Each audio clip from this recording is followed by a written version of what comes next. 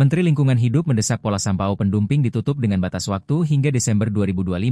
Akibatnya, pelarangan sampah organik masuk TPA Suung telah diberlakukan pada 1 Agustus 2025.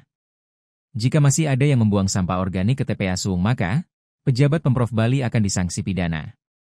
Kabid Pengelolaan Sampah, Limbah B3, Pengendalian Pencemaran dan Kerusakan Lingkungan Hidup Ida Bagus Kadewiranegara saat ditemui di kantor DKLH mengatakan surat edaran ini muncul tak serta-merta muncul memang karena sanksi administrasi dari Kementerian LH 921 2025 bulan Mei. Sanksi administrasi paksaan untuk pemerintahan menghentikan TPA Suung masih menggunakan praktik open dumping.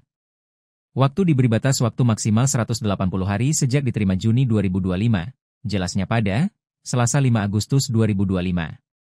Pemerintah provinsi juga harus membuat dokumen penghentian operasional open dumping TPA Suung. Kemudian 60 hari sejak surat diterima, ada aksi untuk mengatasi limbah beracun yang sudah mencemari hutan mangrove. Pemprov Bali harus membangun instalasi pengolahan air limbah. Itu selama 60 hari, soal air limbah. Harus mengurus izin lingkungan.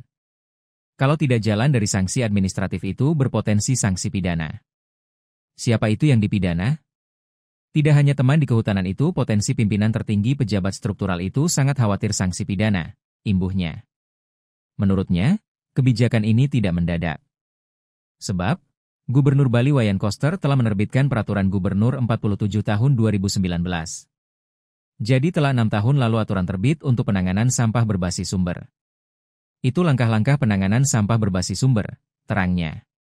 Kota Denpasar penyumbang sampah terbesar sekitar 1.000 ton per hari.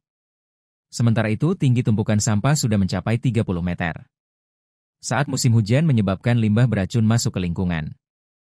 Itu membahayakan sehingga harus segera ditata.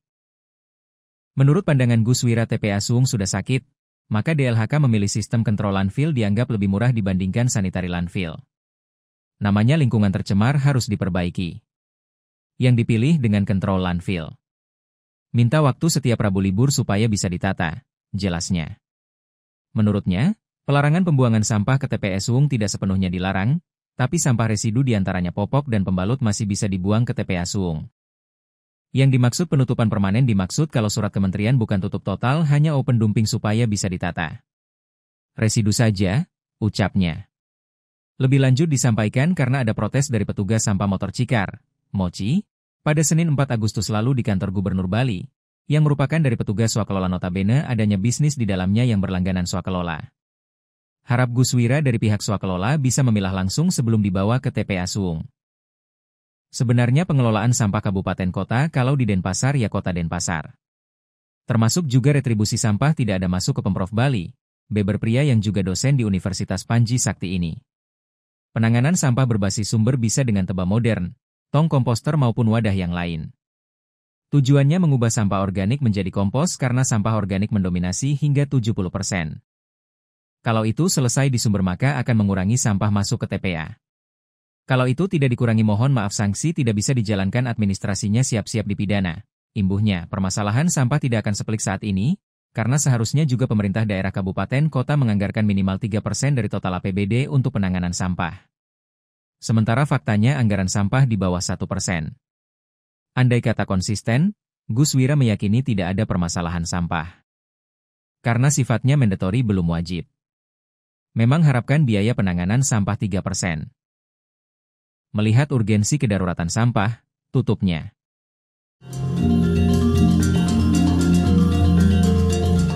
Download Tribun X sekarang. Menghadirkan lokal menjadi Indonesia.